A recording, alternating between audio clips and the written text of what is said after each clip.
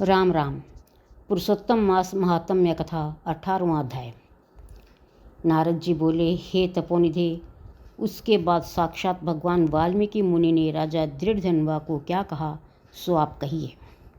श्री नारायण बोले, वह राजा श्री दृढ़धन्वा अपने पूर्व जन्म का वृत्तांत सुनकर आश्चर्य करता हुआ मुनि श्रेष्ठ वाल्मीकि मुनि से पूछता है। दृढ़धन्वा बोला, हे ब्रह्मन, आपके नवीन नवीन सुंदर अमृत के समान वचनों को बारंबार पान कर भी मैं तृप्त नहीं हुआ, इसलिए पुनः इसके बाद का वृत्तांत कहिए। वाल्मीकि मुनि बोले, हे जगतीपते, इस प्रकार उस ब्राह्मण के विलाप करते समय गर्जना से 10 दिशाओं को गुंजित करता हुआ असमय में होने वाला मेघ आया। पर्वतों को कंपाने के समान तीक्ष्ण स्पर्शों वाला वायु बहने लगा और बिजली अत्यंत चमकती हुई अपनी आवाज़ से 10 दिशाओं को पूर्ण करती हुई इस तरह 1 मास तक वृष्टि हुई, जिस जल से पृथ्वी भर गई, परंतु पुत्र शोक रूप अग्नि के ताप से संतप्त वह ब्राह्मण कुछ भी नहीं जान सका। न तो जलपान किया और न भोजन ही किया, केवल हे पुत्र इस प्रकार कहकर विलाप करते हुए ब्राह्मण का उस समय जो मास व्यतीत हुआ वह श्री कृष्णचंद्र का प्रिय पुरुषोत्तम मास था। सो न जानते हुए उस ब्राह्मण को पुरुषोत्तम मास का सेवन हो गया।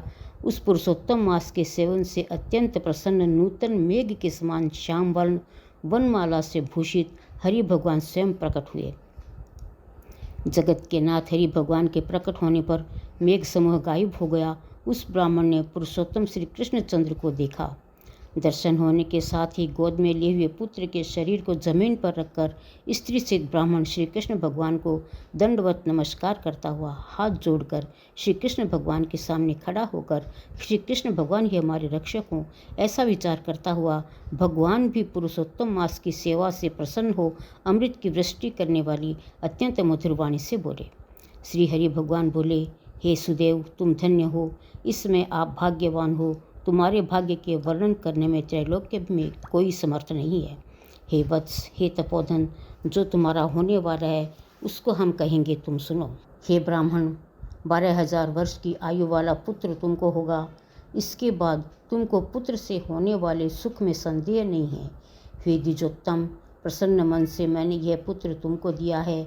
हमारे प्रसाद से होने वाले तुम्हारे पुत्र सुख को देखकर हे द्विजोत्तम, देवता, गंधर्व और मनुष्य लोग पुत्र सुख की इच्छा करने वाले होवेंगे।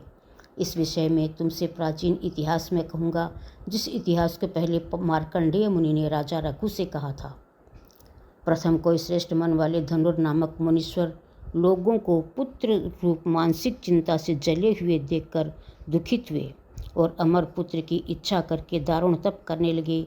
1000 वर्ष हो जाने पर धनुर्मुनि से देवता लोग बोले, हे मुनीश्वर, तुम्हारे कठिन तप से हम सब बहुत प्रसन्न हैं, इसलिए अपने मन के अनुसार श्रेष्ठ वर को मांगो। श्री नारायण बोले, देवताओं के अमृत तुल्य इस वचन को सुनकर उन तपोधन धनुर नामक मुनि ने बुद्धिमान और अमर पुत्र को मांगा। उस ब्राह्मण से देवताओं ने कहा कि पृथ्वी में ऐसा पुत्र नहीं है। धनुर्मुनि ने देवताओं से कहा कि अच्छा, ऐसा पुत्र दो जिसके आयु की मर्यादा बंधी हुई हो। देवताओं ने कहा, कैसी मर्यादा चाहिए, कहो।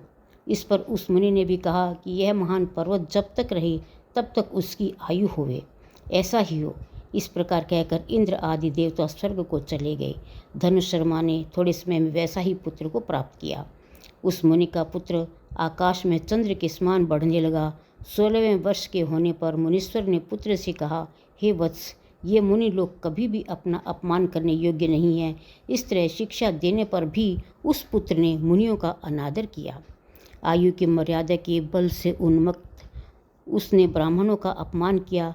किसी समय परम क्रोधी महिष नामक मुनि ने विधि से सुख फल देने वाली शालग्राम शिला का पूजन किया। उसी समय उस बालक ने वहां आकर शालग्राम की शिला को जल्दी से लेकर अपनी चंचलता के कारण हंसता हुआ जल वाले कूप में छोड़ दिया।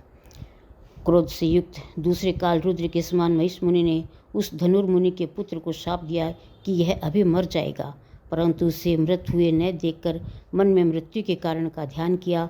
देवताओं ने धनुर्मुनि के पुत्र को निमित्त आयु वाला बनाया है। इस तरह चिंता करते हुए महिष मुनि ने लंबी सांस ली, जिससे कई कोटि महिष पैदा हो गए और उन महिषों ने पर्वत को टुकड़ा टुकड़ा कर दिया। उस समय मुनि का अत्यंत दुर्मद लड़का मारा गया। धनुर्मुनि ने अत्यंत दुख से बार बार विलाप किया। बाद अनेक प्रकार विलाप कर पुत्र के शरीर को लेकर पुत्र के दुख से अत्यंत पीड़ित हो चिता की अग्नि में प्रवेश कर गया। इस प्रकार हठ से पुत्र प्राप्त करने वाले कहीं भी सुख को नहीं पाते। हे तपोधन, गरुड़ जी ने यह जो पुत्र दिया है, इससे संसार में तुम प्रशंसनीय पुत्रवान होगे। हे अनग, मैंने प्रसन्न होकर पुरुषोत्तम के महात्म्य से इस पुत्र को चिरस्थायी किया है। यह तुमको सुख देने वाला हो।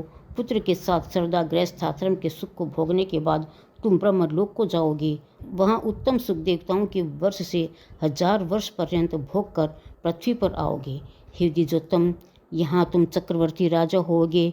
दृढ़ धनवा नाम से प्रसिद्ध तथा सेना सवारी से युक्त हो 10,000 वर्ष पर्यंत पृथ्वी के राजा का सुख भोगोगे।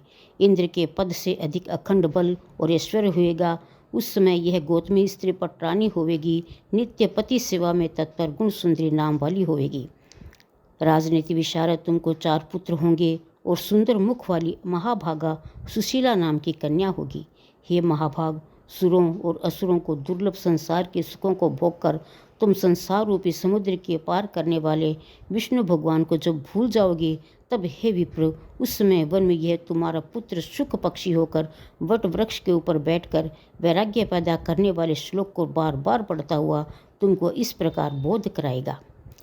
सुख पक्षी के वचन को सुनकर दुखित मन होकर घर आओगे। संसार के विषय सुखों को छोड़कर चिंता रूपी समुद्र में मग्न हे भूसुर, तुमको वाल्मीकि मुनि आकर आज्ञान कराएंगे।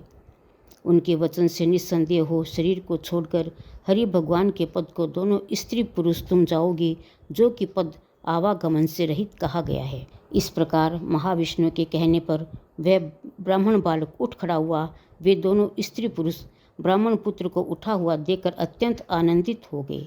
सब देवता लोग भी संतुष्ट होकर पुष्पों की वर्षा करने लगे। सुखदेव ने भी श्री हरि को और माता पिता को प्रणाम किया। उस ब्राह्मण को पुत्र के साथ देखकर गरुड़ जी भी अत्यंत प्रसन्न हुए। उस समय चकित होकर ब्राह्मण ने श्री हरि भगवान को नमस्कार किया और हाथ जोड़कर हृदय से होने वाले संदेह को दूर करने के लिए हर्ष के कारण गदगद वचन से जगदीश्वर से बोला, हे हरि, मैंने 4000 वर्ष पर्यंत लगातार अत्यंत दुष्कर तप किया। उस समय मेरे को आपने वहाँ आकर जो कठोर वचन कहा कि हे वत्स, हमने अच्छी तरह देखा है, इस समय तुमको निश्चय पुत्र नहीं है। हे हरि, उस वचन का उल्लंघन कर मेरे मृत पुत्र को जीवित करने का कारण क्या है, सो आप कहिए। अधिक मास महात्म्य 18वां अध्याय।